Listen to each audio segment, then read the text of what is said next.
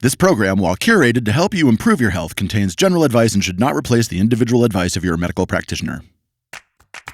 What is fermentation? Fermentation is scientifically, it's a form of respiration, essentially. Do you think that people are starting to wake up to the fact that antibiotics are bad? I do. I see evidence of that all the time. Tell me about your personal healing journey. It's interesting because I didn't really know that I had any health issues at all. What are some of the patterns that you're seeing in clients at the moment? It's funny because I work with ferments and I actually see a huge pattern around histamine issues. In life, it's normal to have ups and downs. But what do we do when we get stuck? I've always been fascinated by the healing journey.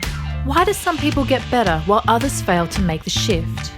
Welcome to the Expert Series, where you'll meet 25 of the world leaders in health and wellness, discussing their passions and what it takes to make your shift. There's an electrical feeling in the room. I had to be a mom. It was so important to me. I've always been a pain in the butt, and I love that. I knew that I wanted to help people. I'm Katherine Maslen, and this is The Shift.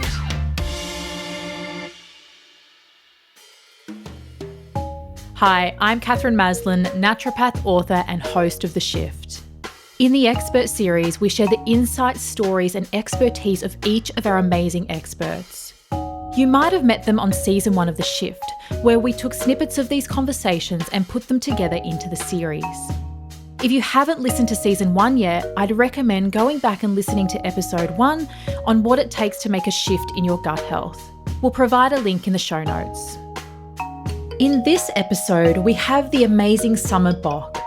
Summer is a fermentationist, herbalist, and gut health crusader from Tennessee, USA. Summer has a background in microbiology, which has been the foundation to her passion in fermented foods and the microbiome. She was trained as a herbalist at the New Mexico College of Natural Healing and is certified by the Institute of Integrative Nutrition and Columbia University. I thoroughly enjoyed Summer's energy and approach to healing, and we share a lot of core values, as you'll hear as we move through the interview. She really is the fermentation queen, and we got to dig into a lot of really juicy stuff about the art of fermentation. If you're curious about fermented foods or ever wanted to ferment your own, then you'll love this episode, where you'll get a really great overview of what fermented foods are, how they can help you, and some of the mistakes that people make when they're first fermenting at home. Let's get right into it. Summer Bock, I am a fermentationist, herbalist, and gut rebuilding coach. What is a fermentationist? A fermentationist is someone who is versed in the functional ferments. These are the ferments that have health-giving properties, mostly probiotic or, having more bioavailability of the nutrients. And they know exactly what to use them for, when not to use them, and how to appropriately recommend them to their patients and clients. Where were you born? I was born in Lincoln, Nebraska. Yeah, and what was it like there? I don't remember it all that much. I spent most of my childhood in Chattanooga, Tennessee. So what's it like there? What's it like? It's the South. It's wonderful. People are wonderful where I live. I really enjoy the community, the food. I really do want to talk about the food because it's kind of a disaster. I mean, you look on Yelp and Burger King has 5 stars where I live. And I think the coolest thing that the South has going for them food-wise is that it's a very simple shift over to being healthy. It's like taking out the Crisco, I think would be a huge one, and figuring out what to replace it with, because a lot of people love to fry food. So I think figuring out something around fried food, a way to be a little bit healthier there. And other than that, I mean, there's a lot of gluten. So figuring out a way to focus on the vegetables that exist. But if you look at Southern cooking, I mean, there's just so many vegetables and really, really good. I think okra is one of the premier prebiotic foods, and it exists in the Southern diet on a regular basis. What kind of foods have okra in it that they're cooking? Like fried okra is a big one. But you can ferment okra. You can make okra pickles, and they're outstanding. And that is like the ultimate, isn't it? Like prebiotic, probiotic, awesome. Well, and people eat pickled okra. But I think if it would just be a very simple shift, like instead of just adding vinegar. So if you add vinegar and the okra together, it's going to preserve it for a really long time. But when you lacto-ferment okra, you would add salt water to the okra, and you would let all the naturally occurring bacteria start to convert the sugars in the okra into lactic acid. And the lactic acid is what gives it a sour flavor. Lactic acid is what we find in yogurt, sauerkraut, kimchi. It's that sour flavor that's similar to vinegar, but not exactly the same. And when you have the lactic acid, then you know that those probiotics are present, versus vinegar, where it kills all organisms. So it's a sterilizer. So tell me, why did you decide to study medicine? I went to herbal medicine school, and then I wanted to understand why it wasn't more accepted. I learned all of this amazing knowledge that has been used for a long time and passed down, traditionally through many, many cultures. And I was just like, why isn't this being used in the mainstream, and why don't doctors understand this? And so I actually wanted to go become a doctor to help bridge a gap. And then there was a point where I was having this epiphany. I was in organic chemistry, and I was just sitting there in class, drinking my coffee, my cappuccino, and eating my chocolate and getting my blueberry smoothie and all the things to try to function that day, And I just had this epiphany. It was almost like a vision. I pictured myself working in my office, and then my patient came in to see me, and I was writing a prescription, and I was like, wait a minute, I don't want to write prescriptions. I just don't want to do it. And it was that moment when I decided to not go towards the medical route. And I decided I need to focus on nutrition. I need to focus on herbs. I need to focus on the routes that I really, truly believe in and that just won't go against my morals. And that was a huge moment for me. I mean, veered my course majorly. And what happened then once you made that decision? I started studying nutrition through Columbia University, got certified in integrative nutrition, and I also started learning how to be a health coach. So that was a big part for me. I wanted to learn how to coach people because I realized that you can know all the things in the world about health, but if you don't know how to communicate with somebody and you don't know how to relate to them and really meet them where they're at and help them make progress on their journey, your information in your head is of absolutely zero use to them. So you graduated your herbal medicine, you did some coaching stuff. Mm-hmm. And how long ago was that? 2007. So that's 11 years ago. Mm-hmm. What's happened since then? So since then, I have, I started my practice. I started working with people individually at first, and then I was doing some group programs. I did group cleanses and a gut rebuilding program. Still doing my gut rebuilding program many years later, and still working with people individually, but primarily what I do is group programs. My practice is entirely online now, so I do video streaming with everybody, groups once or twice a month, and then individual clients as needed. And I love it. I mean, I love that I can work from home. I love being able to work with people all over the world. And, it has been a really profound experience because I do remember even at the beginning feeling sometimes like maybe I needed to be fully healed or all the way better for myself in order to be working with people and helping them. But I just kept going back to that moment with my doctor when she told me, she's like, you know more about this than I do. I just kept going back to that moment because even though I wasn't as well as I felt like I needed to be, it was true. And I was helping her patients, and I kept seeing how I could help people. So I just really have focused all of these years on where do I know I can help people, and just trying to stay within that realm, within that territory, so I can, utilize my strengths to their fullest potential. And, that's why I focus on digestive health, because that was something that I struggled with, and I figured out so many things along the way. I don't work with hormonal issues. I don't work with thyroid. I work with people on their digestion. If they have hormone issues and they have thyroid and it's going to be helped by the gut, I absolutely can focus on the gut part of it. But I think that's been the cool thing that I've learned along the way is just focus. Let this be my one thing that I do. And it's okay that I'm not all the way healed yet, because every week, once I relaxed into that, every week I learn more. Every week I continue to learn more about my own body. I stay open to the ideas. I keep reading, I keep researching, I keep learning from others. And quite honestly, I have to keep focusing on how many people I am able to help. All right, so let's break this right down for people that are completely new and they have no idea what you're talking about. What is fermentation? Fermentation is scientifically, it's a form of respiration, essentially. But I mean, we need to talk about the scientific part of it, right? I mean, what I really think of fermentation as is the bacterial and yeast breakdown of food into a preserved food product. I know that's kind of boring sounding, but essentially fermentation is where bacteria and yeast are breaking down the food. They make these various byproducts, organic acids like lactic acid or vinegar, and then they also break down the fiber. They eat the fiber and they unlock the fiber matrix, which makes more of the nutrients bioavailable. And the oldest form of fermentation was used for preservation. People didn't know about probiotics. They were just trying to make food last longer so they could survive the winter. Want to look deeper into your own health? Our virtual naturopathic team help people from all over the world to shift their health and their life. We offer a 90-minute online discovery and diagnostic session where you can find out where you're at, why you're here, and what you need to do about it. Everyone is so unique, and sometimes it can help to have someone break down your journey and see where it is that you need to head next. To find out more, go to theshiftclinic.com and click on Shift with Us. The Shift!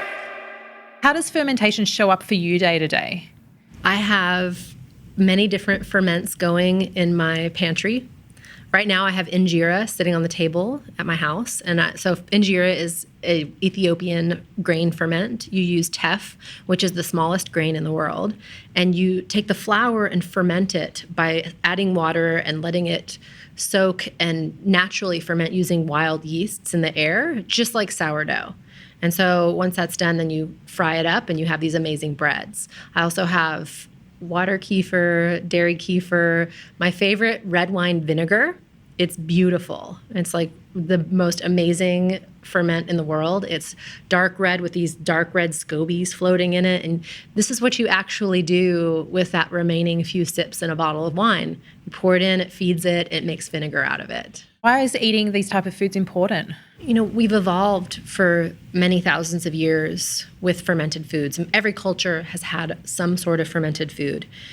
And the reason I think it's important is because these foods nourish your microbiome. There's various probiotics in them, and they help create just a little bit more interaction with the microbiome, maybe adding some bacteria into the microbiome or adding some of the organic acids and letting the microbiome know, like, hey, like these are the organisms that we want to grow here. You know, this is a good environment for the lactobacillus, or this is a good environment for this particular set of organisms. I think it helps shape that ecosystem. And then secondarily, you have to look at nutrient bioavailability. You know, when you're looking at grains or beans or some of these other foods that are a little bit harder to digest, the bacteria are pre-digesting it. And so as they pre-digest it, they get rid of phytates, they get rid of some of these other nutrient blockers, essentially, these enzyme blockers, and just make it more delicious. I mean, I think that's the other thing. It's more digestible and you feel that. So when you're eating it, you can feel it sits in your stomach lighter. People have less gas and less bloating. And, you know, you look at the United States, for example, and we've been relying on yogurt for a really long time. Yogurt has been our main staple ferment. But when you look at how yogurt's made, it's made with bacteria that are produced in the laboratory. And so these bacteria are added as a culture into yogurt. But when you look at historically how ferments have been made, they're almost all made as a wild ferment. So tell me about that, because I know what you're talking about because I've done this. But I guess people, they think, well, a probiotic food's a probiotic food, a fermented food's a fermented food. What's the difference between one that's made kind of commercially and with a bacteria that's made in a lab versus the way it was traditionally done? Let's talk about dairy kefir for a second, because dairy kefir is one of the most studied and I would consider premier functional ferments available. Dairy kefir, true dairy kefir, is made with scobies. That's short for symbiotic community of bacteria and yeasts. And these scobies are these little gelatinous, they look like cauliflower, and they're squishy, and they're kind of opaque, whitish, clear. And these scobies are what you add. That's the starter culture. So you add these to the milk, and it starts fermenting it, and it preserves it. So your milk will now last longer. It's not going to go bad. It's not going to sour in the wrong way or start molding. So that's what people used it for. And the only way that you can have a SCOBY is by finding someone else with one. So we pass them from person to person, and we've been doing that for thousands and thousands of years. And to me, I just think that is really almost miraculous. So in an ideal world, we want to be having wild ferments, but is there still benefit to having these type of probiotic foods? I think there's still benefit in the sense that you're getting some good bacteria in your body, but I'm just a huge proponent for more wild ferments. And I mean, honestly, I do think that you could even have some negative from eating yogurt and from eating some of these ferments, similarly to even taking probiotics. I know that a lot of people think probiotics are really good right now, but when you do that, you are manipulating the microbiome in a way that nature didn't necessarily intend for us to do. So can I give an example of like the metaphor I use the most often is a forest, because I studied ecology. And I apply a lot of my studies of ecology to the microbiome because the laws of nature actually apply no matter how large or small it is. So when you're looking at a forest, you have all the trees, you have the soil, and you have all of the animals that live there. And I think of the trees as like the body tissues, the dirt as the food that comes in the microbiome. And then I think of all of the animals as the organisms that are living in the microbiome. So let's think of this forest, and a forest fire happens, whether it happened by, man or accidentally by lightning, right? It doesn't matter. A forest fire can happen and it can annihilate that entire forest. And the answer isn't for us to go put a bunch of bunnies and rabbits and snakes and deer into this forest, right? I often think of that. It's like we're not going to put animals into the forest and say, here, you guys regrow the forest for us. But that's what we're doing. If we get the flu or we take antibiotics, we're annihilating the microbiome. Like it flattens it for a little while. But we take probiotics thinking we're going to build it back up, and we're saying the same thing. We're saying, okay, bunnies, bats, and snakes, jump in there and build up the microbiome for us. But they can't do it on their own. There's the bodily tissues, there's the food, there's so many other factors that it takes to get an ecosystem to grow back. And when you look at the forest, it will start to grow back slowly. It'll grow back the flowers and then the shrubs and then the bigger trees, and then make room for those habitats for those organisms to grow. So I think sometimes we're getting it a little bit backward. I think too with probiotics, it's looking at people just take a probiotic, and I hear this a lot from doctors that are seeing my patients, which is where they'll be like, I'll just take a probiotic, but a probiotic's different to the next probiotic. And there's definitely some promising research to show this, but I think as you're saying, going through diet and doing that side of things is definitely the most important. So what kind of dietary recommendations would you recommend for people to help to build their microbiome? My biggest recommendation for building the microbiome is making sure that you are getting a massive amount of plants in your diet. You need the fibers. You need even the skin from certain plants can provide prebiotics for certain organisms to grow. And we are missing this. So it's a diverse diet.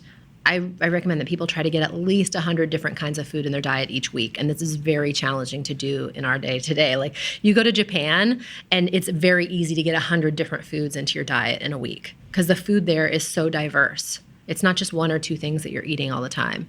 Whereas in the United States, which is what I can really speak to, it's like 20 to 40 foods maybe. Let's kind of talk a little bit more about what kind of things damage the gut? Like with our modern lifestyles, et cetera, what has led to this sort of disruption in the microbiome and also the disruption in just gut function in general? So many things have led to harming the gut these days. I would say number one is environmental toxins. And number two, stress. Number three, pharmaceuticals. That's the top things that I see, at least with my clients that I work with. And those are the biggest factors. The environmental toxins, I kind of put that number one because it's invisible. We don't see it. And so most people can't tell that that's actually impacting their health. But that's something that we work with everybody to pay attention to. Yep. And what type of toxins are you looking at? Glyphosate is a biggie. The research shows that it modulates the microbiome in an extremely negative way. It supports the growth of salmonella. It supports the growth of all of the pathogenic bacteria. And it inhibits the growth of lactobacillus, bifidobacterium, and many of the organisms that we want to be growing there. So it's always going to steer it more towards this pathogenic environment, which is very detrimental, because when your bacteria shift at a deeper layer, what's happening is these organisms are producing toxins, and then those toxins are being excreted in your digestive system that then get absorbed into your bloodstream and then get circulated to your liver. And then your liver has to handle and process and detoxify those so you can eliminate them. So if you have an imbalanced microbiome, you're actually dealing with a toxic internal environment. When you shift it more towards healthy bacteria, then those healthy bacteria, the reason they're healthy is because the byproducts that they create aren't toxic to us. So we don't really have to do a lot with our liver in order to handle any of the excretions that they create as they're digesting our food. Tell me about the use of antibiotics and other drugs and the effect of that on the microbiome. They sterilize the gut. And when you sterilize the gut, you are killing off that entire ecosystem. You're killing off all of the organisms. It would be like in my analogy, it's like going into a forest and killing all the animals. I mean, that's what it's doing. So you've killed off an important part of that ecosystem. All of a sudden, there's nothing to eat the other animals and the plants, and it just imbalances the ecosystem like crazy. And it takes quite some time for that to come back. There are studies that show that even taking probiotics can actually interfere with the regrowth of the natural microbiome, that we can be inhibiting the natural succession of bacterial regrowth. So I think that we have to be a little bit careful. We have a huge assumption right now on the table that says you take probiotics and it's going to regrow your microbiome faster. There's evidence that's showing otherwise right now, that we actually need to let nature take its course. But there are studies that show that every time you take antibiotics, you are decreasing your ability to regrow your microbiome to its native state. And when you put that in conjunction with the generations and generations of people who have been taking antibiotics and not ever regrowing the proper microbiome back, and then they're having babies and they're passing on a deficient microbiome to their babies, and that just keeps happening generation after generation, you end up with people who are, I think, immune-wise, they're not as strong, and digestively not as strong. There's so many factors that are impairing their overall health. It's going to impair their moods. It's going to impair their ability to think straight. I mean, it's going to impair their ability to even just be able to fend off normal viruses. And so I do think this is partially why we're seeing more viral issues today. And I think that colds are happening more frequently. They're embedding longer. People are getting sicker and sicker. And I really do believe this is in part because of the massive amount of antibiotics that are prescribed. And they're still prescribed so much here. It is outrageous. Do you think that people are starting to wake up to the fact that antibiotics are bad? I do. I see evidence of that all the time. I see people making better decisions. I see them trying to focus on getting ferments into their diets. I see them trying to focus on eating better and figuring out natural ways to battle colds. I also talk to doctors on a regular basis who are trying to educate their patients on how to not have to take antibiotics. I work with some doctors who refuse to prescribe antibiotics for viruses, which I think is an important stance. Like, you've got to take that stance. It's much harder for pediatricians in our country, because pediatricians have to deal with a lot of flack from the parents. The parents are like, give me something now. Like, I want something for my child, But I mean, I was just talking to a mom the other day who was being prescribed antibiotics for her son's ear infection. And she's like, but it's going to pass. Like, I'm like fighting this doctor right now to say, maybe we don't need this in this moment. And the doctor's like, just do it, So there's a lot of misinformation still, but I think we're getting better. I think that we're going to have to come up with some real solutions for what people need to do to get through a viral infection, including just like staying at home and resting and relaxing, and maybe the idea that you shouldn't just take an antibiotic and go back to work the next day. I think that's the biggest thing. It's like we're so stuck into this, like, go back to work, be productive, do your there's no time for rest and recovery from these things. Yeah, I think that's a really big symptom of dysfunction in society, where our body's trying to tell us to rest and we just try and push through. Yeah. Well, yeah. I mean, you said symptom, but like, the truth is humans are symbionts on the planet Earth. So just like we have the symbiotic relationship with the bacteria that live in our gut, Lactobacillus, Bifidobacterium, and many, many others, they are symbiotic. They live with us. They, benefit us. We benefit them by providing a home. We are symbionts on the planet Earth, and we should be benefiting the Earth just as it's giving us a home. And I think that we're not. I think that, if you look at the microbiome imbalance, what happens with, like I said earlier, like if you have glyphosate come in, for example, and all these pathogenic bacteria start growing, those pathogenic bacteria were already there. The goal isn't to get all the bad guys to go away and the good guys to stick around. It's not really like that. It's like the forest. There's a lot of predators and there's, innocent little animals that are going to be at the bottom of the food chain all the time. It's just all different styles of organisms living together. And I think what we have turned into is almost a pathogenic organism. People compare us to a virus. I don't think that's true. I think we are a symbiont that has turned pathogenic because of our numbers and because of the way we're treating the planet. Let's talk about kombucha. Okay, I love kombucha. It's my favorite topic. So kombucha is a gateway ferment. It's a great way to get people excited about ferments because it tastes good. It has the trifecta of addictive substances as sugar, alcohol, and caffeine. So it's very easy for people to get attached to it very quickly. But because of that, I generally do not recommend it for people who have diabetes or prediabetes. I don't recommend it for alcoholics. I think it's just a little bit too addictive and kind of nudges toward that addiction. And for people who have a lot of sugar cravings, it's not my first choice. People who eat a lot of sugar in general, again, not my first choice. It's a great way to transition away from soda. But people really should be having maybe 2 to 4 ounces a day. It's just it's a shot. You have a shot with a meal or before a meal, or if your stomach hurts, to help, soothe an upset stomach. It's just not meant to be drank in the 16 ounce or 32. I know people who drink 32 ounces a day, and it's you can't do that. There's too many byproducts your liver is having to process. It's not the right setup, and you're just annihilating your microbiome with one organism. It has Bacillus coagulans in it, which we don't need to just predominantly be adding that one microorganism in because it's going to shift your microbiome to be predominantly Bacillus coagulans. Not necessary. What are some of the patterns that you're seeing in clients at the moment? It's funny because I work with ferments and I actually see a huge pattern around histamine issues. And I think partially because I do work with ferments and I myself have had histamine issues in the past. So histamine is a natural, it's a natural neurotransmitter that is part of the inflammatory response. It's part of your immune system. And you have it in your mast cells that are, all over your skin, especially around the nose and mouth, but you also have them in your stomach. And your mast cells, some people have what's called mast cell disorder or mast cell activation syndrome. And I just tend to be seeing more and more people who have this issue. And it's very interesting because I call it histamine overload because it just makes more sense. They're not actually intolerant to histamine. They just are making more for whatever reason, whether it's being made in the body by bacteria, which many bacteria do actually create histamine.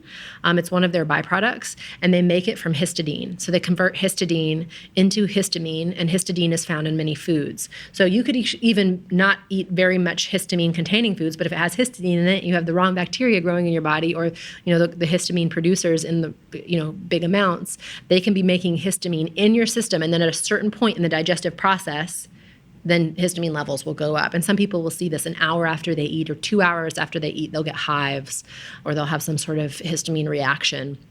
That's something I'm seeing more and more of these days.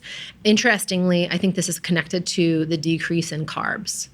I know that sounds kind of funny, but many people are doing the keto diet, and you need glucose in order for the liver to break down histamine. And this is something that many people who, when they go low carb, their histamine levels will go up, and they can't figure out why. And most of these people are people who already have a microbiome imbalance to begin with. What do you think about dairy? I have mixed feelings about dairy.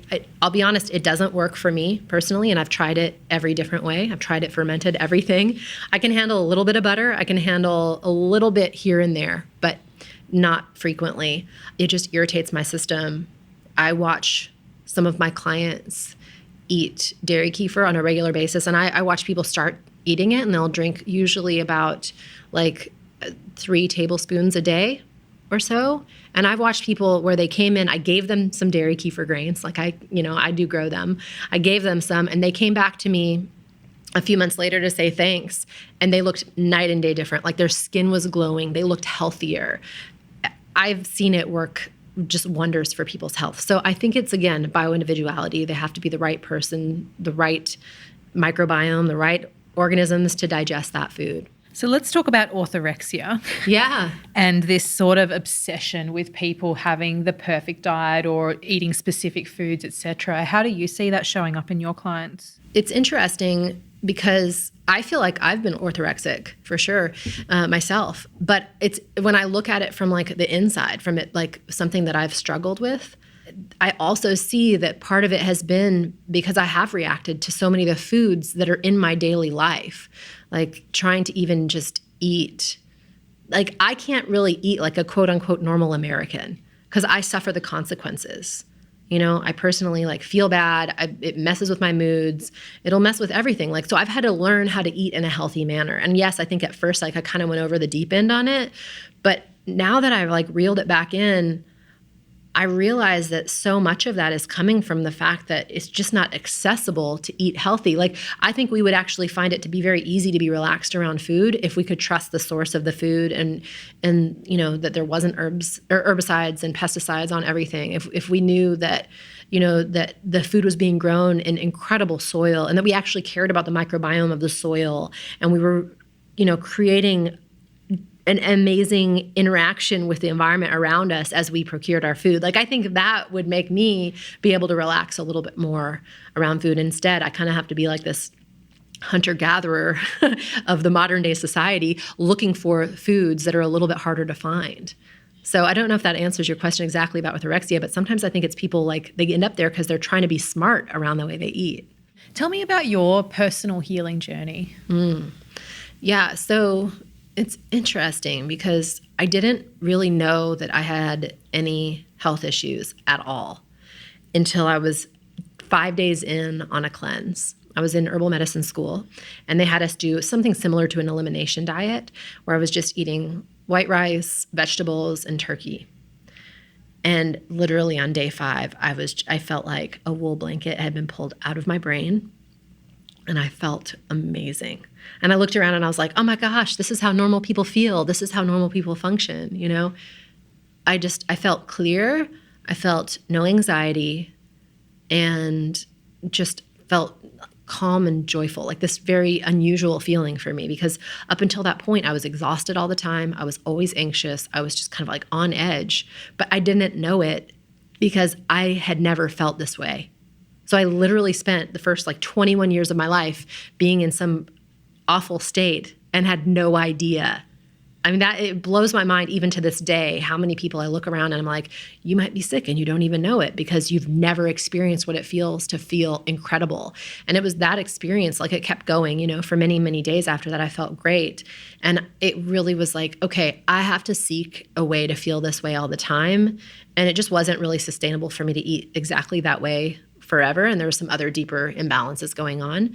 And then I went to college, you know, later and got super stressed out. I was going for pre-med, and really the stress totally impacted my health to the point where a lot of these issues that I had exacerbated. They got way worse before it got better.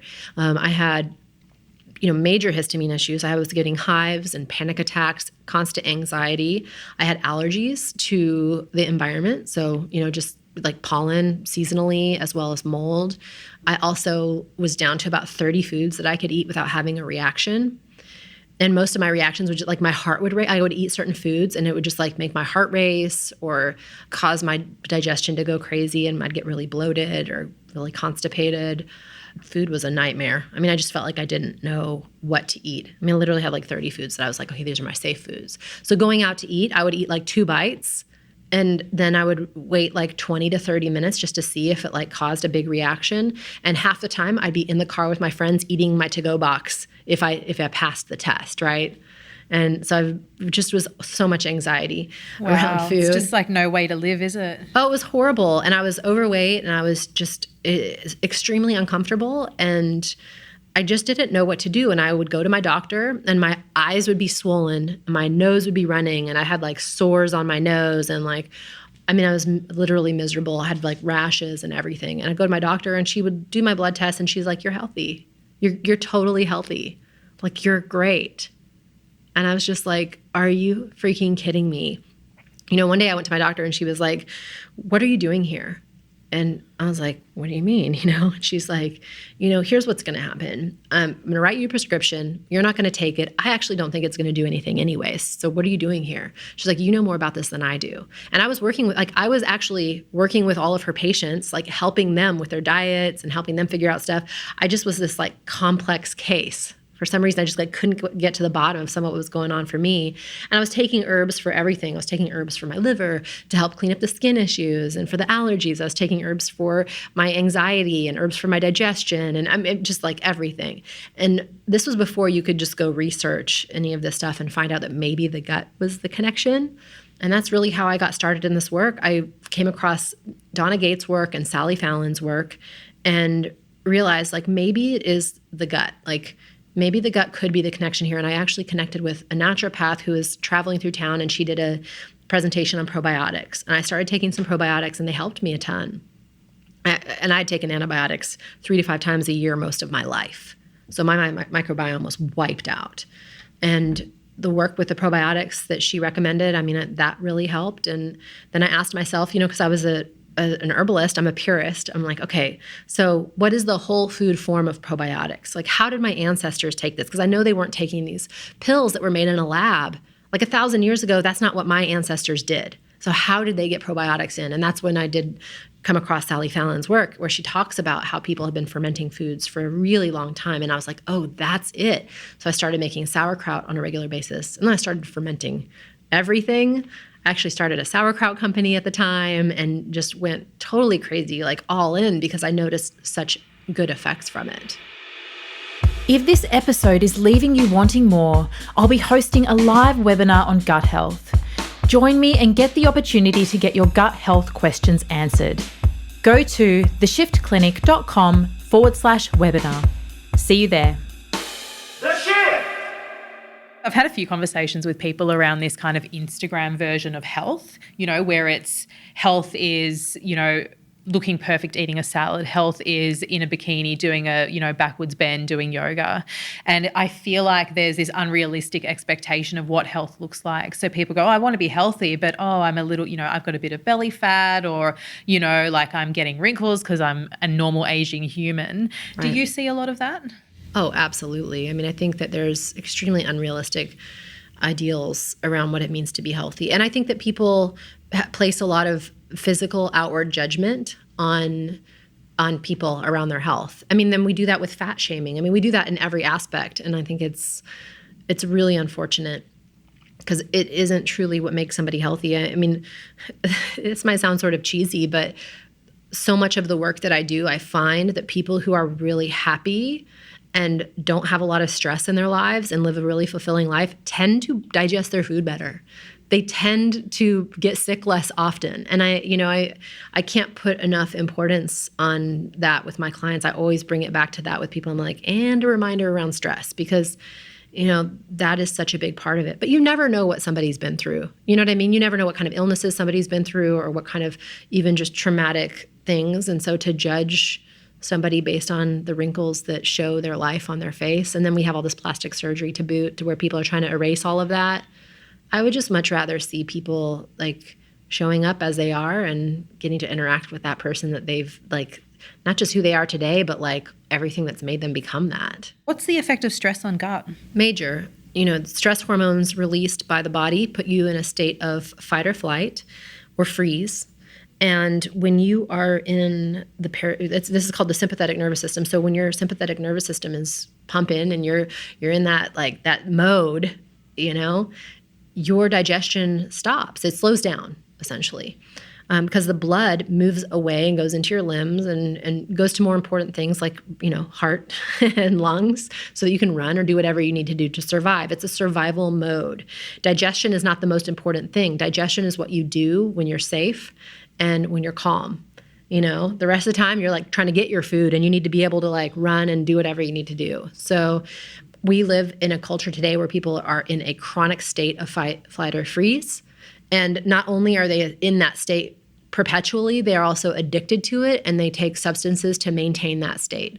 So drinking coffee on a regular basis, multiple times a day, nicotine, all of these other substances that are just people are so addicted to keep them functional, productive, part of society. it's really unfortunate, but those are major factors in destroying the gut, because all of a sudden the gut can't actually function as well as it needs to. It doesn't have the blood, right? But it's also going to be moving slower. And these hormones are, I call hormones text messages. And so, our cells use hormones to text message back and forth to each other. But bacteria are cells, yeasts are cells too. And so all these organisms in the microbiome actually read these text messages that say that the body is stressed, and they respond in like. So they know what to do in a stressed environment, and they grow differently. It causes certain bacteria to grow out of balance that shouldn't, and can hamper the growth of some important bacteria. And since you're, it's actually there's so many layers to this. It changes the way the mucus functions on the layer of the colon. It changes the way the immune system functions. So everything is functioning differently than it should when you're in a state of fight or flight. And just the amount of chronic stress that people are dealing with. For some people, they're not digesting their food at all. So even when they sit and eat, they're eating while they're in fight or flight. They don't digest that food. People don't even know how to get into a state of rest and digest hardly anymore. And I work with so many people where this is what we're trying to teach them. Like, how do I get you to relax? Like, people don't know how to freaking relax. And it's super sad. And I've spent years, many, many years just with my own self learning how to relax. So I understand how hard it is, because I think I myself was very much in that mode as well. And learning how to relax is hard because it doesn't feel safe when you've been in fight or flight for so long. Like, how do you know if it's safe or not? Like, you don't know. You're amped up. You're like constantly looking out for something, And I think it's really unfortunate, but it's destroying people's health. And it's not just gut health, it's every part of their health. And we've got to really learn as a society how to get relaxed and get it back, and learn how to be okay being in rest and digest, be okay being in that parasympathetic, chilled out nervous system. And not having to rely on drugs just to do that either. Not having to drink alcohol or smoke weed or take CBD all the time as the only way to find that state of relaxation. We need to be able to access that naturally. What symptom bothers your clients the most? Bloating. Number one symptom is bloating. The bloating bothers people because it just makes them feel fat. It makes their clothes not fit right. And depending on the severity, it can actually bloat them out to where they look pregnant. What other symptoms do people present to you with? Acid reflux, indigestion, stomach aches, like constant chronic stomach pain. Constipation is huge. I see so many people who deal with constipation. Diarrhea, some, and IBS. Headaches, fatigue, and brain fog, and low energy as well. What are some of your strategies for people who are constipated? For constipation, I generally have people get the right probiotics into their diet. We usually start with fermented foods. We start looking at their macronutrients. Are they getting enough of what they need, of the macronutrients? And surprisingly, I work with people, and oftentimes they're just not getting enough of one of those. It's usually dysbiosis. So we have to just figure out what do we need to do to correct the dysbiosis, whether that's food or the fermented foods or even probiotics. And with some people, I do what we call a repopulation intensive, where we bring in higher and higher amounts of probiotics until they start having regular bowel movements. Because for some people, it really is that they just don't, they are so depleted that they need some probiotics in there to start making a difference. Can you tell me a story about a client of yours that made a really big shift just by doing really simple things? Yeah. I think about a lot of my clients on a regular basis, and the funny thing is I think about a lot of the complex ones, the ones that we have to really try to work it out and figure it out. And then I remember I'll go back and read some of the, people send in not just testimonials, but we also ask for what went well. We want feedback. We have an intake and outtake with my clients, and I'll go back and read them on a regular basis. And because I spend so much time churning around thinking about the complex clients, I forget that there's these clients that come in and just do the program and effortlessly see amazing results. And so I would probably talk about Jeff. He came in to the gut rebuilding program, and he had he just wanted to be healthy. He had some digestive issues, and it was a really good fit for him. But he also had some other health concerns like low energy and fatigue and brain fog and some other stuff. But that wasn't really his primary. His primary was I want to feel really good. I have some digestive stuff going on, and I really need to tackle this. And so he started the program, and just every week was getting better and better results. But what was crazy was his strength came back. He has these instances where all of a sudden, like before he wasn't strong anymore. And then he was able to like lift up a TV and move it to the other room. I mean, he couldn't do this for years before this program. And then he got his sense of smell back. So he had lost his sense of smell. He wasn't even on his list of things I wanted to fix because he was like not even thinking about it. He had accepted that he just wasn't going to have this come back. And his sense of smell came back during the program. And I was just like, what? Like, I didn't even know that was a thing that you were working on, you know? So that to me stands out because the digestive issues just went away really quickly for him. And within a few weeks, he was doing great. It was just what kept happening for him and how he just kept having these massive results that, like, who knew? Right? That's awesome. It's interesting. I've had a few clients where like smell or taste and they're just like super grateful. They're just like, I can smell things again. And we take these things for granted, don't we? Like being able to lift heavy things or smell or taste or, you know, wake up with energy in the morning even. It's pretty phenomenal. Well, really. I mean, I worked with one client and we were working on her digestive issues that had been going on for a long time. She had SIBO, symptoms of SIBO and things like that. And you know, I don't treat SIBO like how normally it's treated, but we did the dietary changes and some lifestyle changes, and her rosacea went away, you know, and that was big. I mean, here's this person who's had rosacea on her cheeks for like 30 plus years, and for that to go away was, I mean, for her, it was a miracle because when you're dealing with digestive issues, depending on how bad it is, you can be invisible about it. You know, people might not know that you have digestive issues, but when you have rosacea or you have acne or you have something like, or if you're overweight, like your symptoms are presenting to the rest of the world. So everybody gets to see what you're dealing with, which is really annoying. And there she was, like, able to just walk through her days without having to show that anymore. Why do people ignore their symptoms until they get really bad? I think there's a few reasons. One, I think that people don't have hope that it'll get better. I think some people have already kind of given up their hope, right? So people just won't do anything because they're like, I'm not going to do anything that's going to help anyway, so I'm just not going to do anything. But I also think that our culture chalks up any symptoms to aging. So it's like, oh, okay, well, if you're experiencing this health concern, it's because you're getting older. And I think it's really dangerous. I mean, we talked a little bit about that where we were talking about wrinkles and things like that. Like there's a normal part of aging, but then I think you still have to question what's going on and say, well, I don't know, is this a nutrient deficiency or is this like an actual symptom of an imbalance? And so many people aren't educated that these things are, you know? I mean, I've worked with a lot of people who thought that what they were dealing with was aging. And I'm like, no. We can let's deal with that. Let's fix it. Let's handle it. Let's make it better, you know? I mean, they'll put it on their symptom list, but they just are like, whatever. You know, they're just like, they've already written it off. The things that generally get people to go in and get help is when they're like, it's impeding their day-to-day ability to function. And so I think that there's so many factors there, like with their lifestyle, like depends on how they grew up. If they grew up and they didn't have any impedances and they could just live their life and there's nothing in the way, I think that they're going to have like a lower tolerance for health concerns and they're going to go get it checked out sooner. If somebody had health concerns earlier on or they were raised by people who had health issues, they're less likely to go in and get some support for that. So you have to look at like, what are you tolerating? I think that's a real big question. I have to ask myself that on a regular basis and just I'm constantly raising that standard. If you could give just one piece of advice to somebody that's trying to make a shift in their health, what would it be? The first piece of advice I would give to people is learn how to trust your own body and learn how to listen to the messages that you're hearing and how to honor those messages. I truly believe that people have a lot of the answers that they need, but they constantly want to listen to somebody outside of themselves and they don't trust themselves. They've created a lot of mistrust in their body. And I think that if you learn to trust and you learn to listen, I think it will take you really far. I mean, this is how I got on the whole learning about carbs and like learning how I wasn't really doing it right for my histamine issues.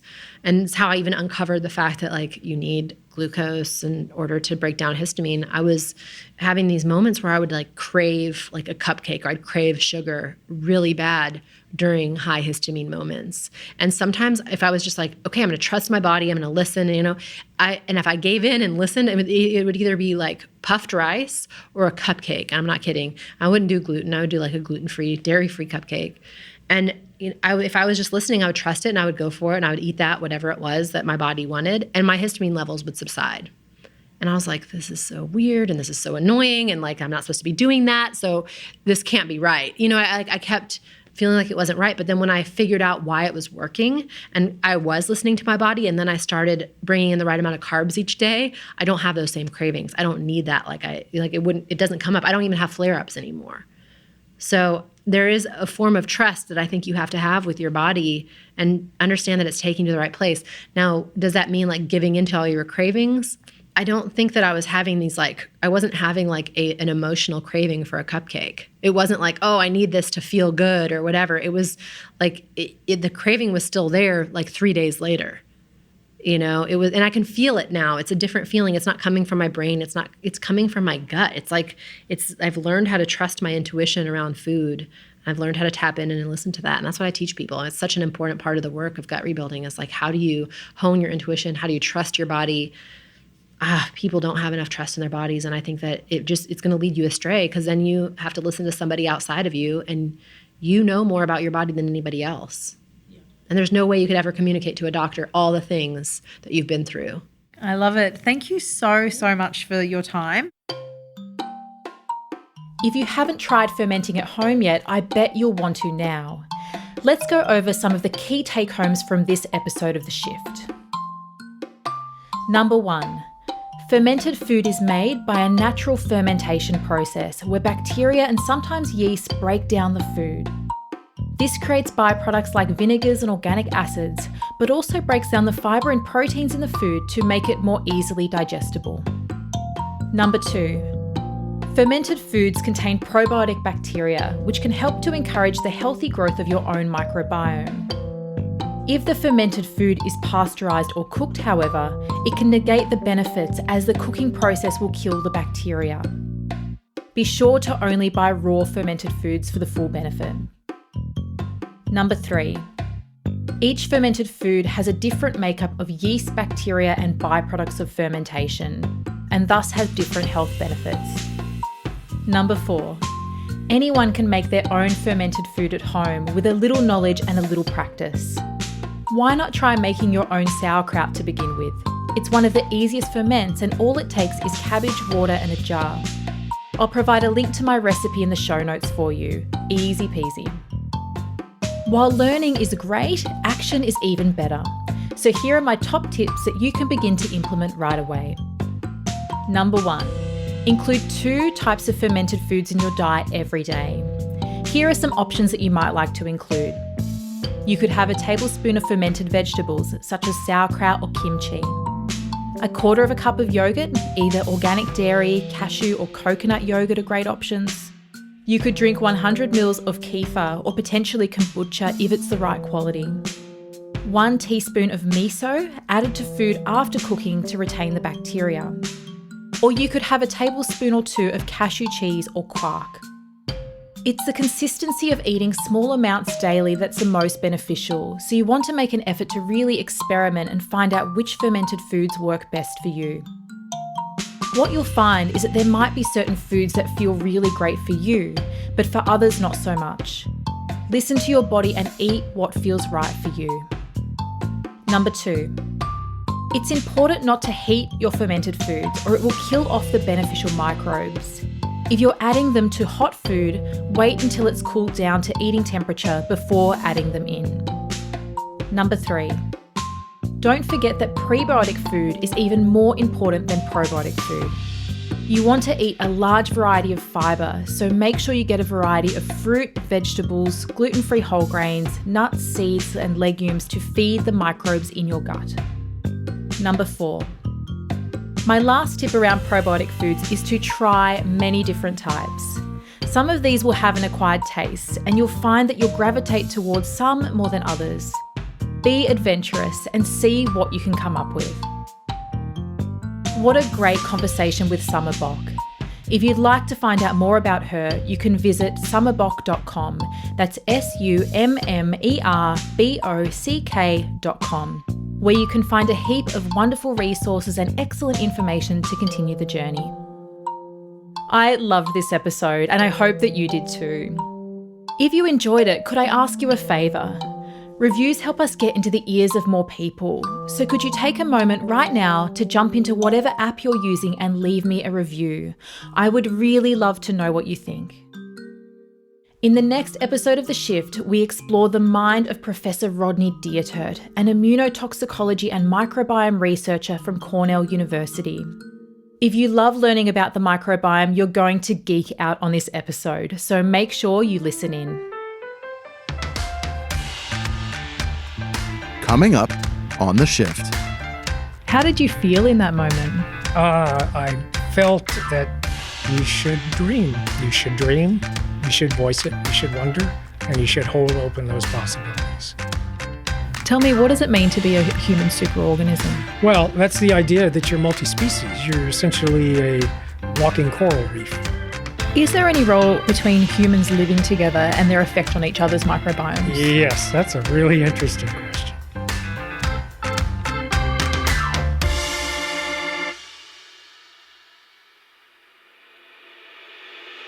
Have you listened to Season 1 of The Shift?